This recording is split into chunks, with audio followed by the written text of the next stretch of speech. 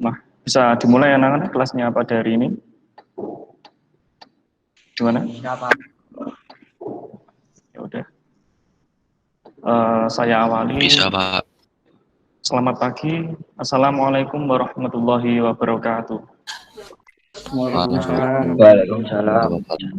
Sebelum pembelajaran dimulai, saya minta anak-anak untuk menyalakan kamera semua. Nyalakan ya. Kamera laptop saya rusak, Pak. Rusak?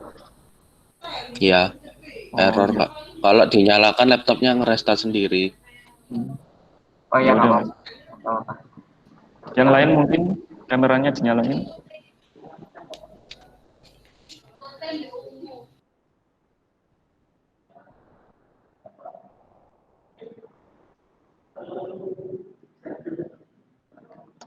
Saya tunggu Mas Muhammad Rizky Putra Pratama ini dinyalain. Mas Hafiz, Mas Arif, dinyalain kameranya. Mas Farel, Keisha Rafli.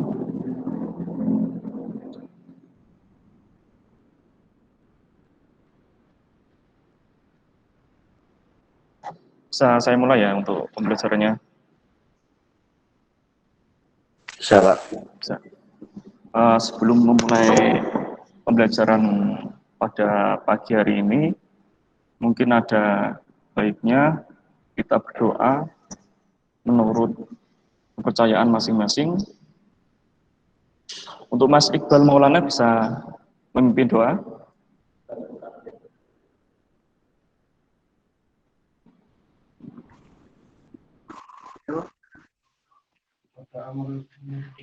Berdoa menurut keyakinan masing-masing. Mulai.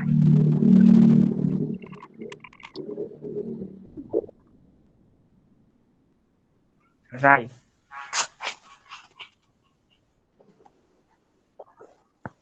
Ini Bapak mulai share PPT ya.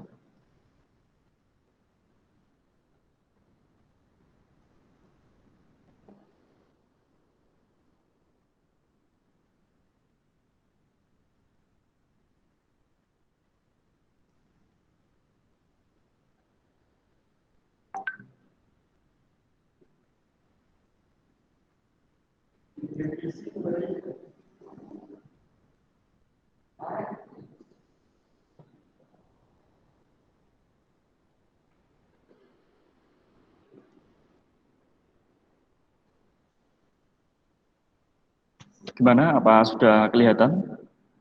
Untuk Sudah, Pak. Kelihatan, Pak. Sudah ya? Sudah. Mungkin anak-anak masih ingat untuk pertemuan kemarin kita belajar tentang apa? Scanner. Oke, bagus. Nah, pada pembelajaran kali ini akan sedikit berbeda dengan pertemuan sebelumnya. Nah, pada pembelajaran kali ini kita akan belajar penerapan perangkat lunak pengolah gambar vektor. Nah, sebelum melangkah lebih jauh, kita perlu tahu dulu tujuan pembelajaran yang diharapkan pada pertemuan kali ini, yaitu yang pertama, menerapkan perangkat lunak mengolah gambar vektor, kemudian menggunakan perangkat lunak pengolah gambar vektor. Nah, pada materi pembelajaran kali ini kita akan membahas yang pertama, pengertian perangkat lunak berbasis vektor, kemudian yang kedua, jenis perangkat lunak berbasis vektor. Gimana anak-anak, apakah PPT-nya udah jalan nih?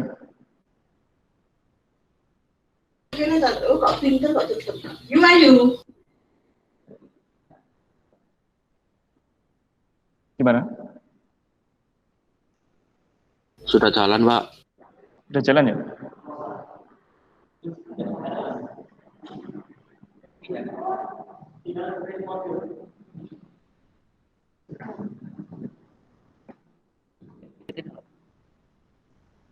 Iya, ojo presentasi.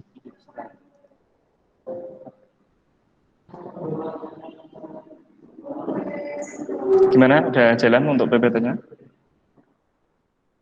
Sudah. Sudah, Pak. Nah, saya ulang, materi pembelajaran kali ini akan membahas tentang yang pertama, pengertian perangkat lunak berbasis vektor. Yang kedua, jenis perangkat lunak berbasis vektor. Nah, apa aja perangkat lunak berbasis vektor? Nah, untuk pengertiannya, perangkat lunak berbasis vektor merupakan program komputer atau software yang memungkinkan penggunaannya untuk membuat serta menyunting gambar-gambar grafis vektor secara antarmuka dan menyimpan dalam format grafik vektor. Nah, beberapa diantaranya seperti EPS, PDF, atau SVG. Nah, kalian mungkin sudah umum untuk istilah PDF. Nah, format PDF ini merupakan contoh dari gambar vektor. Nah, ini ada perbedaan antara gambar bitmap atau yang disebut gambar raster dan vektor. Dari tampilannya mungkin sudah jelas ya. Kalau bitmap itu seperti apa, vektor seperti apa. Kalau vektor itu mungkin kelebihannya gambarnya lebih tajam, sedangkan bitmap gambarnya resolusinya kecil. Namun keduanya tetap memiliki kelebihan dan kekurangan masing-masing. Misalkan dari segi bitmap, kelebihannya mungkin resolusi yang rendah itu dapat memungkinkan membuka file tersebut dengan cepat. Kemudian untuk vektor, kekurangannya adalah file yang akan dibuka akan sedikit lama dan menghabiskan resource yang cukup banyak. Nah, untuk jenis perangkat lunak berbasis vektor, ini adalah format gambarnya yang tadi ada IPS, PDF, dan SVG. Nah, untuk contoh dari perangkat lunak sendiri ada CorelDRAW, Adobe Illustrator, Macromedia Freehand, GIMP, dan Inkscape. Nah, mungkin dari jenis-jenis perangkat lunak ini ada yang dapat digunakan di Windows, ada yang digunakan di sistem operasi Linux, dan ada yang bisa digunakan di kedua sistem operasi. Nah, contoh untuk yang bisa digunakan di Windows mungkin CorelDRAW, Adobe Illustrator, sedangkan yang untuk digunakan di Linux mungkin ada Inkscape. Nah, namun Inkscape ini juga mendukung dapat digunakan di dua sistem informasi. Maksud saya di dua sistem operasi, baik maupun Windows atau Linux. Nah, untuk contoh dari perangkat lunak vektor, yang pertama ada CorelDRAW.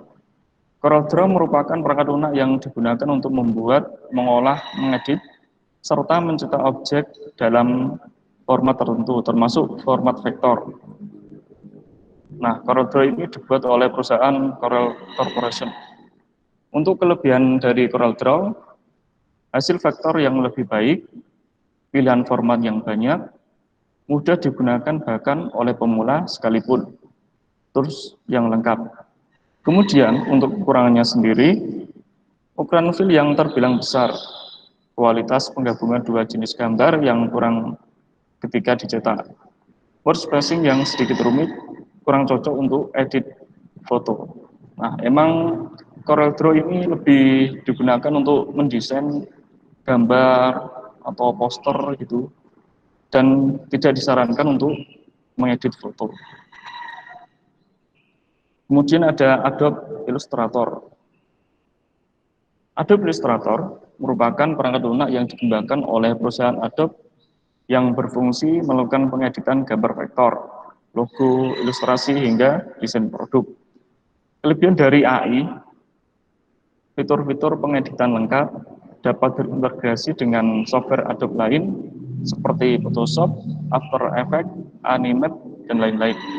Warna yang lebih tajam dan halus. Untuk kekurangannya, cukup rumit dalam pengeditan layout, berbeda dengan CorelDRAW, fitur Power Clip yang kurang user friendly. Nah, mungkin dari Adobe Illustrator ini lebih cocoknya dibuat ke foto, pengeditan foto. Berbanding sebalik dengan CorelDRAW tadi. Kalau CorelDRAW digunakan untuk mendesain gambar. Kemudian untuk AI sendiri mungkin lebih cocok untuk pengeditan sebuah foto. Nah, selanjutnya ada GIM, GenU Image Manipulation Program. Ini merupakan contoh dari perangkat lunak yang dijalankan pada sistem operasi Linux. GIM merupakan software pengolah gambar vektor yang dibuat dan distribusikan secara gratis. Nah, mungkin nanti anak-anak dapat mendownload aplikasi GIM ini pada link yang sudah tersedia. Nah, untuk PPT-nya sendiri akan dibagikan di Mclass. Nah, GIM ini dapat digunakan untuk berbagai macam keperluan, misalkan pengolahan foto, komposisi gambar, hingga mengolah gambar vektor. Nah, kurang lebih sama dengan CorelDRAW maupun AI. Nah, untuk kelebihan dan kurangnya sendiri dari GIM, yang pertama untuk kelebihan, softwarenya gratis, mendukung semua OS seperti Windows, Linux, dan Mac OS. Ringan, pilihan format banyak. Kemudian untuk kekurangannya, hanya mendukung 8 bit per channel, pluginnya sedikit, filter atau efek kurang lengkap. Nah, kenapa GIM ini kok dikatakan ringan? Karena itu, hanya mendukung 8 bit per channel, pluginnya sedikit, dan filternya kurang lengkap. Mungkin kurang lengkap seperti CorelDRAW atau AI itu filternya lebih lengkap dan bisa mendukung lebih dari 8 bit per channel. Mungkin 16 bit atau 32 bit. Selanjutnya ada Macromedia Freehand. Nah, ini untuk penjelasannya nanti setelah Inkscape saya jelaskan. Kemudian ada Inkscape. Inkscape sendiri merupakan perangkat lunak berbasis open source yang memiliki fungsi sama seperti halnya CorelDRAW, AI, atau software lainnya yang mengolah gambar vektor yang memenuhi standar XML, SFP, dan CSS. Nah, Inkscape sendiri sama seperti halnya dengan perangkat lunak yang apa namanya tadi, GIM. Nah, ini juga open source, bisa dijalankan di Linux. Nah, nanti mungkin anak-anak mau mendownload Inkscape ini dapat di-download pada link yang sudah tersedia. Sebelumnya mungkin sebelum pelajarannya lebih jauh, mungkin ada yang ditanyakan dari anak-anak? Gimana? Ada yang ditanyakan? Tidak, Pak. Sudah ya? Lanjut, Pak. Saya lanjut kalau gitu. Inkscape sendiri memiliki kelebihan dan kekurangan. Untuk kelebihannya, ukuran relatif kecil, file keluaran berkualitas, tools yang cukup lengkap. Kemudian untuk kekurangannya sendiri, belum bisa edit dari software berbeda. Tidak dapat edit bitmap, pilihan ekspor file yang terbatas, tidak bisa multi-batch. Nah, mungkin dari segi kekurangannya, yang pertama ini belum bisa edit dari software yang berbeda. Nah, apabila teman-teman nanti mau ngedit gambar atau foto lewat Inkscape ini, misalkan udah jadi ya disimpan gitu file dari Inkscape-nya ini. Nah, maka teman-teman misalkan mau buka di CorelDRAW atau AI nggak bisa, karena belum bisa mendukung untuk bisa diedit pada software yang berbeda. Nah, Inkscape juga tidak bisa multi-batch, jadi cuma satu batch saja, tidak bisa membuka batch banyak seperti halnya CorelDRAW. Nah, yang tadi Macromedia Freehand saya jelaskan sekarang.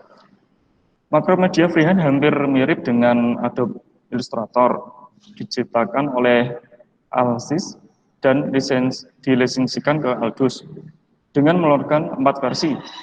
Dikarenakan Aldus bergabung pada Adobe System, kemudian Freehand dan Adobe Illustrator bertabrakan karena segi kegunaan yang sama, maka Freehand pun harus dikembalikan ke Altis dan bergabung ke Macromedia untuk akhirnya menjadi Macromedia Freehand. Penggunaan sendiri lebih ke membuat grafik vektor 2 dimensi.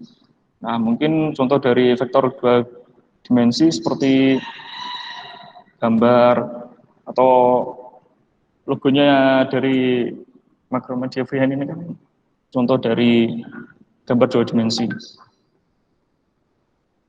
Nah, untuk fokus utama pembelajaran kali ini, anak-anak difokuskan untuk belajar mengenai CorelDRAW. Nanti akan ada tugas di mana anak-anak di apa? Itu untuk membuat tutorial tentang CorelDRAW yang akan dikumpulkan di M-Class. Nanti untuk penjelasan lebih lengkapnya ada di M-Class. Bisa dicek nanti. Nah, mungkin ada yang ditanyakan dari anak-anak.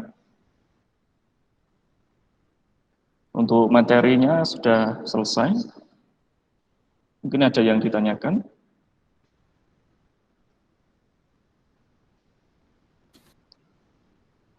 Kalau nggak ada yang tanya, nanti gantian Bapak yang memberi pertanyaan. Saya stop dulu ya presentasinya.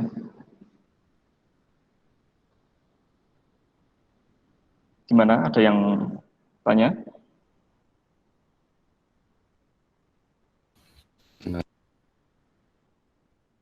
Enggak ya? Beneran nggak ada yang tanya nih? Nanti jangan lupa ya anak-anak, untuk presentasinya diisi. Tadi linknya udah di-share ke grup WhatsApp. Jangan lupa untuk screenshot kehadiran pada hari ini sebagai bukti teman-teman hadir pada pertemuan kali ini. Mana kalau nggak ada yang tanya, saya yang nanya ya. Ya, Pak. Mungkin dari Herlina Sparingga. Mbak Herlina.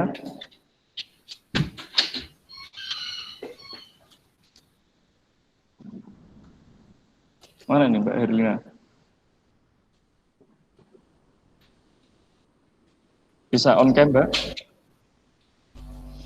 Herlina Sparingga.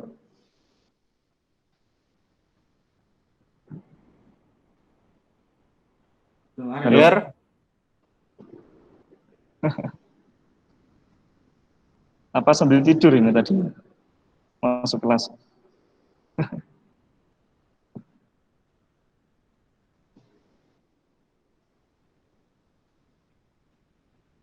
Herlina, gimana?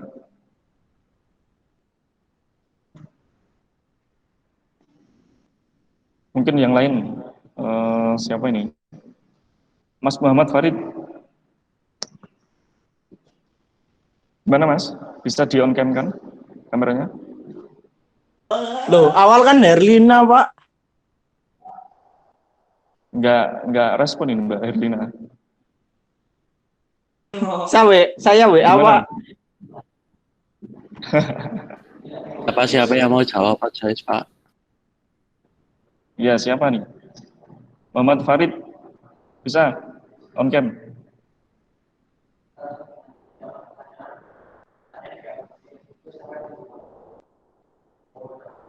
Habis on cam ngapain, Pak? Ya, ini saya beri pertanyaan. Coba Mas. Mas Muhammad Farid, sebutkan format grafik vektor. Itu apa aja? Bentar, Pak, bentar. Iya.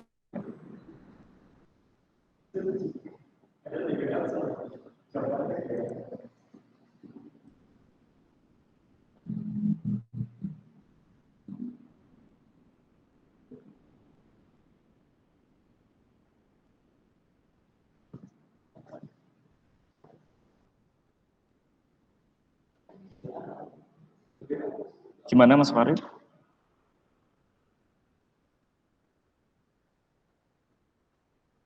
Mas Farid?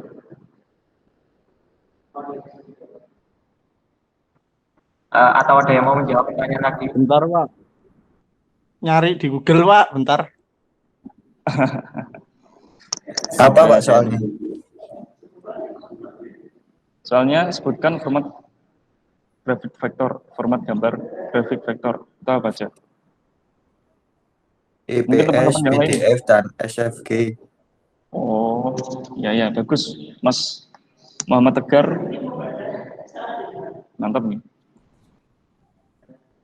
Ya udah saya acak aja kalau gitu. Mungkin ada yang bisa Ya. jawab. Saya beri pertanyaan lagi. Perangkat lunak vektor berbasis free atau open source itu apa? Contohnya. Ada yang bisa jawab? Inkscape, Saya Pak. Inkscape Pak. Wah, mantap nih Mas Hafiz Mansyah. Nyatet Mas tadi Mas. Mas Hafiz, Salam. nyatet tadi. Nyata Pak. Ah, mantap. Kemudian saya beri pertanyaan lagi untuk mengevaluasi apakah anak-anak paham pada materi pada pagi hari ini.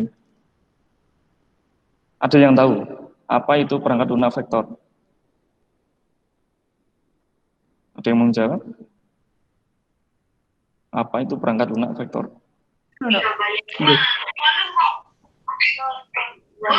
Program komputer yang memungkinkan penggunanya untuk membuat dan menyunting gambar-gambar grafis vektor secara antarmuka dan menyimpannya dalam format grafik vektor. Oke Mas, mantap.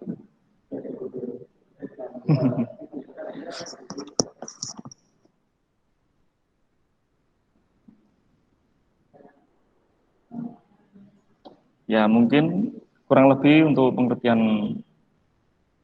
perangkat lunak pengolah vektor seperti yang dijelaskan oleh Mas Muhammad Farid tadi. Bagus Mas. Ya mungkin dari Mas, ini Pak. saya simpulkan anak-anak sudah paham untuk materi pagi hari ini. Namun apabila nanti ada yang kurang paham, nanti PPT-nya juga di-share di M-Class, bisa dipelajari lagi. Dan jangan lupa untuk tugasnya tetap dikerjain. Terima kasih anak-anak pada pertemuan kali ini sudah hadir. Mungkin kurang lebihnya Bapak mohon maaf apabila ada salah kata atau tutur kata Bapak yang kurang sopan atau yang menyakiti hati anak-anak. Bapak mohon maaf yang sebesar-besarnya.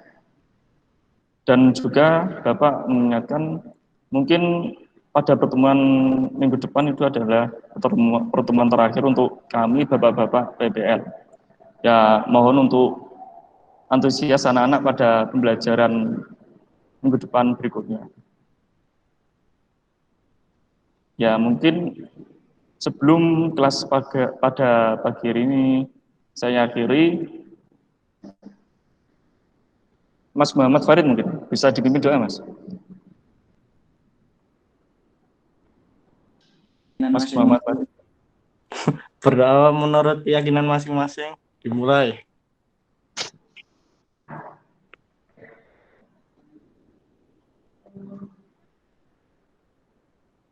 Selesai. Terima kasih anak-anak sudah hadir pada pertemuan kali ini. Saya akhiri. Wassalamualaikum warahmatullahi wabarakatuh. Waalaikumsalam. Waalaikumsalam. Wabarakatuh. Terima kasih ya sudah hadir pada pertemuan kali ini. Siapa? Bisa keluar grup, keluar meet maksudnya.